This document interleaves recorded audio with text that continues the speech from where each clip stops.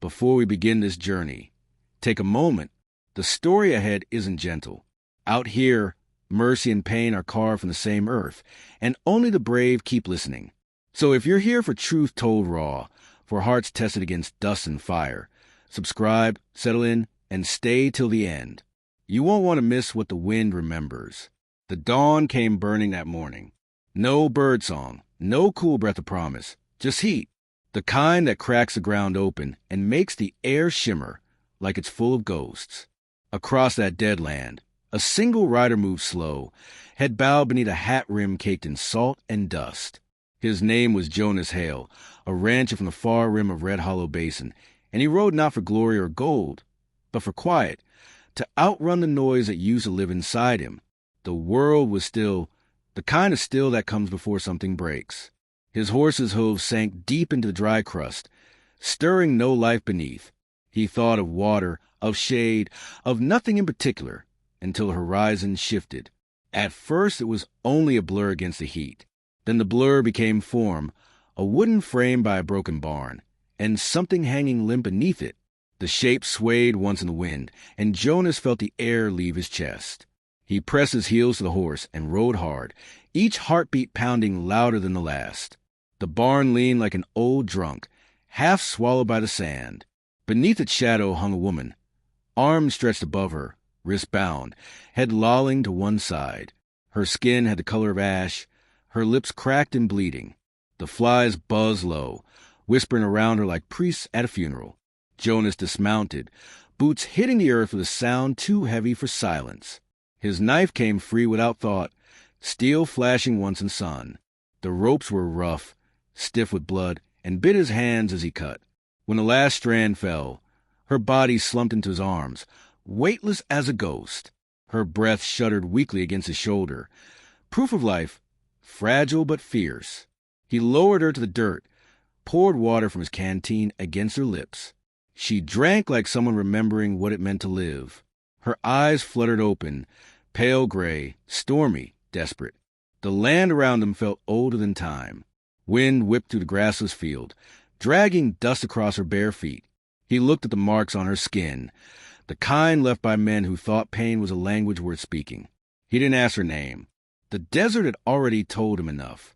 He moved fast after that, wrapping her in his coat, lifting her to his horse.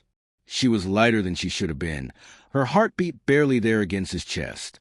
The saddle creaked beneath him as he swung up, turned toward the horizon where the sun burned like judgment itself. He didn't know where she came from, who tied her to that wood, or what story had nearly ended her life. He only knew this. No one deserved to die that way, forgotten under a sky that never cared to remember. As he rode, the wind howled behind him, scattering dust like ashes from a funeral pyre.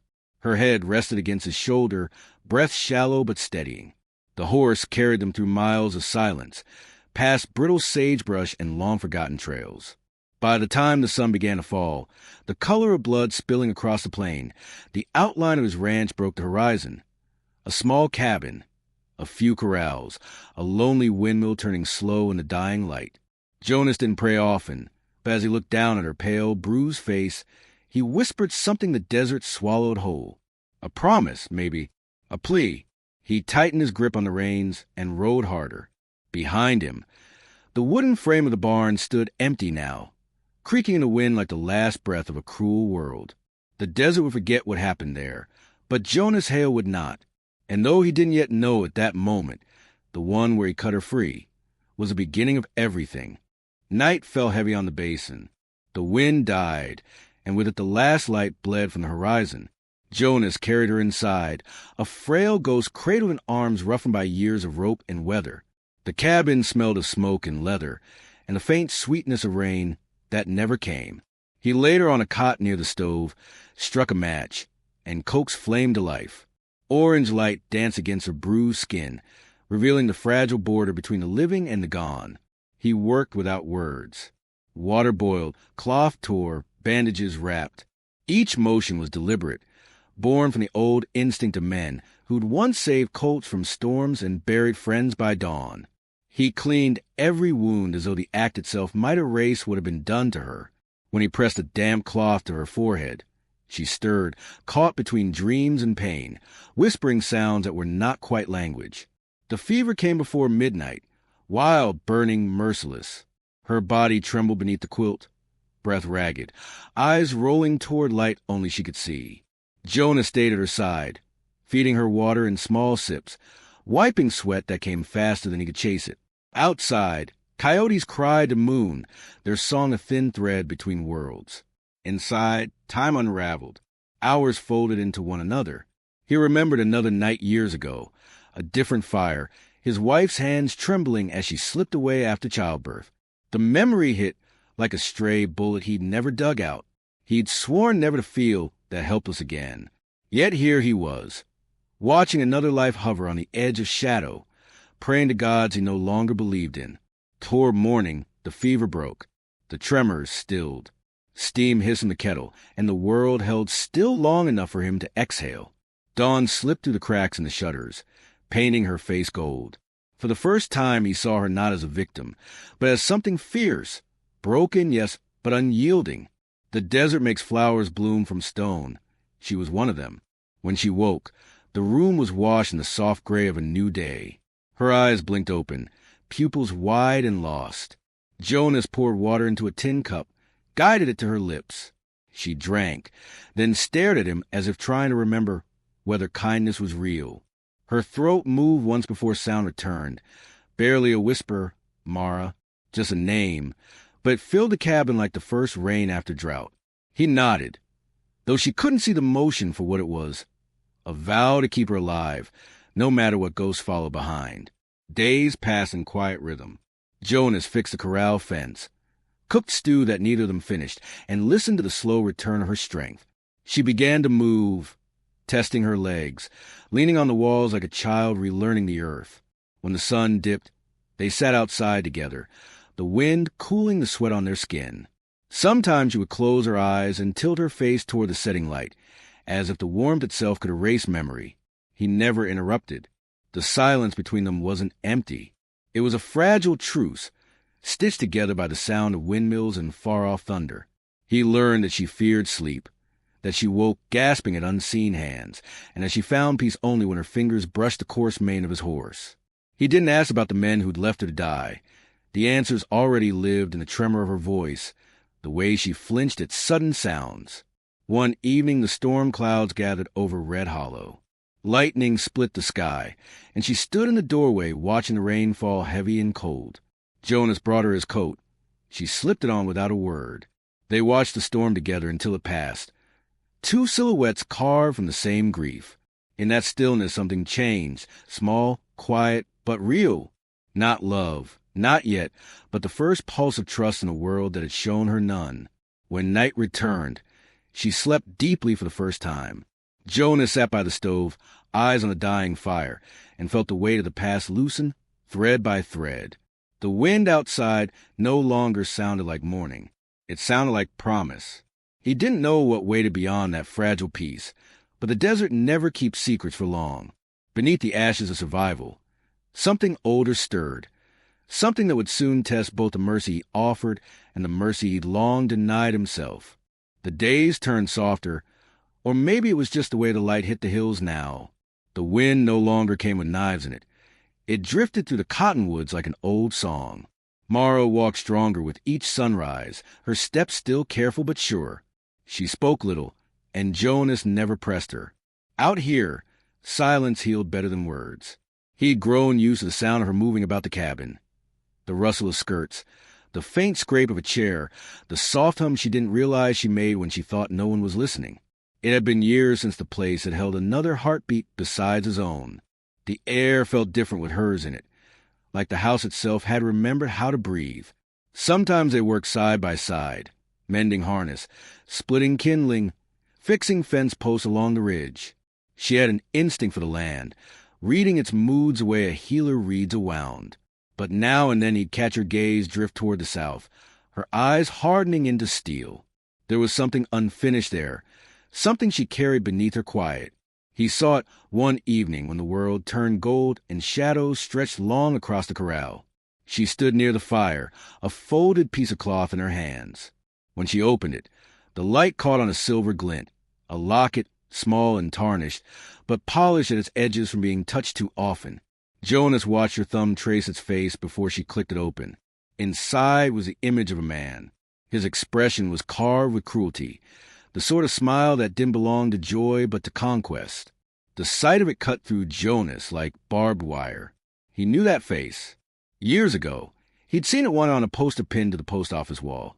A man named Callan Devereaux, a gun hand and rustler, who'd ridden with a gang that raided the Valley 3 winters past. Jonas remembered the night the Devereaux boys came. Flames climbing his neighbor's barn, screams tangled with gunfire, the smell of burning wheat. He'd buried a child the next day. His neighbor's son, 10 years old, shot running for the well. The Devereaux gang had vanished like smoke before the law ever came. Now, standing in the firelight, he realized Mara had carried the ghost of that same monster across half the desert. She caught him looking and closed the locket with a snap, her hand trembling only slightly. She didn't need to speak. The truth was already there, sharp as a crack of a rifle. That night, she didn't eat. She sat by the window instead, watching the dark roll in. Jonas stayed by the fire, pretending to mend tack while his thoughts turned heavy. He'd save her from dying, but he could not save her from what lived inside her. Revenge has a way of pretending to be salvation until it's too late to tell the difference.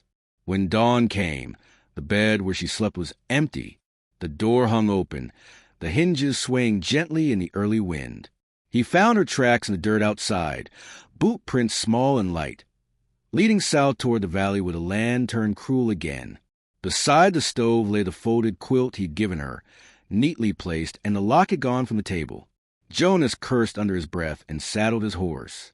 He wasn't sure whether he was chasing her to stop her or simply because he couldn't stand the thought of her vanishing into that same endless desert again. The morning light cut sharp through the canyon, painting the world in streaks of gold and ash. The trail wound through dry creek beds and over rock ridges scarred by hooves. The further he rode, the quieter the world became. Even the birds had sense enough to keep their distance. He passed an old signpost, half-rotted and riddled with bullet holes, pointing toward the ruins of an old mill. That was when he knew. The Devereaux gang had once used that mill as a hideout. If she was hunting ghosts, that was where they'd be waiting. The wind began to rise, hot and restless. Dust spun across the valley floor, curling like smoke from an unseen fire. Jonas urged his horse onward, heart pounding with the rhythm of old memories. Every hoofbeat carried the echo of a promise he hadn't realized he'd made, that he would not let her die again. He crested the final ridge just as the sun broke through the haze. Below, by the bones of the abandoned mill, he saw them. 3 riders, rough shapes against the glare, and a woman standing alone before them. Her hair whipped in the wind, her stance straight, her coat too big for her frame but her hands steady at her sides. The air between them was brittle, humming with the inevitability of what was about to happen. Jonas felt the world tighten around him. The past had found its way home, dragging them both into its jaws. He pressed a hand to the butt of his revolver and rode down the hill, dust rising in clouds around the horse's legs. The valley held its breath. Justice, revenge, fate, whatever you called it, waited just ahead. And Jonas Hale, who'd once sworn never to fight again, found himself praying that he wouldn't have to kill what little hope they'd built. The wind tore through Dry Creek like an old hymn, hot and hollow, carrying the scent of dust and gun oil. The land stretched open and merciless beneath a sky the color of bleached bone. Jonas reined his horse to a stop just beyond the ridge, eyes fixed on the 3 men below. Callan Devereaux stood among them, older now, but the arrogance still clung to him like sweat. His hat tilted low, his grin the same crooked scar that once haunted every wanted poster west of the border. And there, at the center of that dying world, stood Mara. The wind whipped her hair across her face, but her stance didn't waver. She looked small against him, a single figure framed by ruin and sunlight, yet there was steel in her stillness. Jonas could see the tremor in her hand where it hovered near the pistol she'd borrowed from his saddle. He'd taught her to shoot days before, not knowing it would lead her here. The Devereaux men laughed, that same hollow sound that came before blood. One reached for his flask, another spat into the dust. Callan took a step forward, boots creaking, eyes narrow with lazy contempt. The space between them felt like the edge of a blade. One wrong breath, and it would all split open. Jonas slid in the saddle, quiet as falling ash. He moved through the dry grass, each step a prayer he'd long forgotten how to say. The air shimmered around him, thick with heat, with memory, with everything he wished he could take back. When he reached the flat, Mara's head turned slightly. She didn't speak, didn't ask him to leave. Her eyes told him she'd already made peace with whatever came next. He wanted to tell her peace didn't have to cost a bullet. But there are things words cannot reach once a wound has decided what will heal it. The moment cracked open like thunder. One of the men drew too fast. Fear disguised as bravado, and the world erupted. Dust exploded under boots. Steel flashed in sunlight. Gunfire split the silence wide. Jonas dropped behind the well, returning fire by instinct, his mind empty but for the rhythm of survival. A bullet sang past his ear. Another tore through his sleeve. The old reflexes came back sharp and merciless, the way they always did. He'd buried too many men to miss. When the smoke cleared, one of the outlaws lay still, the other clutching his shoulder and crawling toward Shadow. But Callan remained, untouched, his revolver steady, eyes locked on Mara. She stood over the fallen, her chest heaving, dust streaking her skin like war paint. Her pistol shook slightly in her grasp. Callan laughed, slow and cruel, the sound of it wrapped in pride. Jonas rose from behind the well, gun raised, but Mara lifted a hand, stopping him. The light shifted then. The sun burned low behind the mill, turning the air molten gold. For a breath, everything froze, the ruins, the guns, the ghosts. Then came the sound that ended it. A single shot, soft, clean final. Callan staggered backward, disbelief twisting his features before he fell into the dust he'd once ruled. Silence. Real silence. The kind that doesn't come often in the West. Mara stood motionless, smoke curling from her pistol.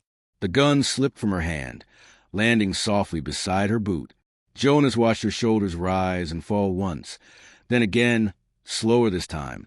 The wind tugged at her coat, carrying away the last echo of the shot. He holstered his revolver and walked toward her, boots crunching over glass and stone. Up close, she looked both fierce and fragile, like lightning trying to remember it used to be rain. He reached her side just as her knees gave way. He caught her before she hit the ground, the same way he had the day he found her. But everything was different now. The weight in his arms wasn't fear. It was release. She trembled once, then looked up at him. There were no tears, only the hollow quiet that comes after something inside has burned itself empty. He held her until the world stopped shaking. The smell of gunpowder lingered in the air, sharp and metallic. Crows circled above, their cries fading into distance. Jonas looked down at Callan's body, the face of the man who'd taken so much from both of them, and felt no triumph. Only the strange ache of justice that comes too late to heal what it cost. They buried him at the edge of the creek, beneath a lone cottonwood bent by the wind. The earth was dry, hard, unyielding. Jonas dug anyway, each strike of the spade of penance he hadn't known he owed. Mara helped, her hands raw but steady. When it was done, they stood side by side, watching the dust settle over the grave. Neither spoke. There was nothing left to say that the land didn't already understand. As the sun dipped low, the valley turned to fire. Shadows stretched long and thin, and the sky bled into red and violet. Mara's face caught the last light, and for the first time since he'd met her, Jonas saw not pain but peace, fragile and fierce all at once. He realized then what truly shook him. It wasn't the gunfire or the death, or even the ghost of his own past rising to meet him. It was her strength, born from ruin, standing beside him like something sacred. It was the way she'd faced hell and chosen not to stay there. They rode out of Dry Creek as the stars began to climb. Behind them, the wind erased their tracks one grain of dust at a time. The desert has a way of forgetting, but Jonas knew he never would. The echo of that shot would follow him for the rest of his days, not as guilt, but as proof that some souls can walk through fire and come out human again. The desert held its breath in the days that followed. The gun smoke faded, but its ghost lingered in the wind, curling to the canyons like something too proud to die. Jonas and Mara rode in silence, their shadows long against the burning land. The horses moved slow, heads low, as though they too knew the weight of what had passed. The air was softer now, tinted with the faint smell of rain that rarely ever came. When they reached the ridge above Red Hollow, the sky broke open. Fat drops struck the dust, darkening the earth in perfect circles. It had been months since the basin had seen water from the heavens. The storm rolled in sudden and unmerciful, soaking them through before they could reach the cabin. Jonas lifted his face into it, letting the cold wash the sweat and the grief away. Mara stood beside him, coat clinging to her skin, hair plastered against her cheeks, and for the first time he saw her smile, small, fragile, but real. They reached the porch as thunder cracked over the hills. Inside, the cabin felt alive again, firelight flickering against wet boots, the smell of wet earth and ash filling the room. Jonas stoked the stove, the glow spreading like a heartbeat. Mara hung her coat by the door, her hand steady now. The silence between them wasn't the silence of strangers anymore. It was a quiet made by two souls who'd survived the same storm. Days turned into a soft rhythm. She mended what he let fall into disrepair. The curtains, the shelves, even the old clock that hadn't ticked in years. He worked the land again, fixing fences, tending the few cattle that remained. They spoke little, but their silence had changed. It was no longer a gulf but a bond. When she laughed, it came from deep inside, and it startled him every time. He hadn't realized how long it had been since laughter had lived under his roof. One evening, as the sun fell behind the hills, Jonas found her sitting outside, a piece of paper folded in her lap. The wind played with the edges of it, and her eyes shimmered with the same gold as the dying light. He could tell she'd been writing for hours, ink smudged on her fingers, a trail of thought left behind in the neat, careful lines of her hand. She handed it to him without a word. The letter wasn't meant for him, not really. It was for the past, for the ghost she'd buried in Dry Creek. Her words spoke of pain, but also of release. She wrote of freedom, not the kind found in distance, but the kind that blooms quietly inside a scar when forgiveness finally takes root. She wrote of him, too, of the man who'd untied her when the world left her bound, who'd seen her not as broken, but as becoming. Jonas read it once, then again, slower this time. The paper trembled slightly in his hands. He folded it carefully and gave it back, but she shook her head. The letter wasn't meant to be kept. It was meant to be carried away. So he took it to the fire, and together they watched as the flame took it. Ink turning to light, pain turning to smoke. The ashes rose, dancing the draft before vanishing up the chimney, out into the vast, forgiving dark. After that night, something shifted. The air inside the cabin felt cleaner, easier to breathe. Jonas slept without waking the ghosts, and Mara began to hum again in the mornings, soft tunes that carried through the yard. Spring crept in slow, painting the hills in color where only dust had lived. Flowers pushed through cracks in the stone, stubborn and bright, and the creek began to run again with snow melt from the mountains. He'd thought himself too old for beginnings, too worn for tenderness, but she changed that without ever trying to. Some evenings, when the wind softened and the sky turned to amber, she would walk down to the water's edge. Jonas would follow, not close, just enough to see her reflection ripple beside his own. No words passed between them, but everything that needed saying lived there in that mirror of moving light.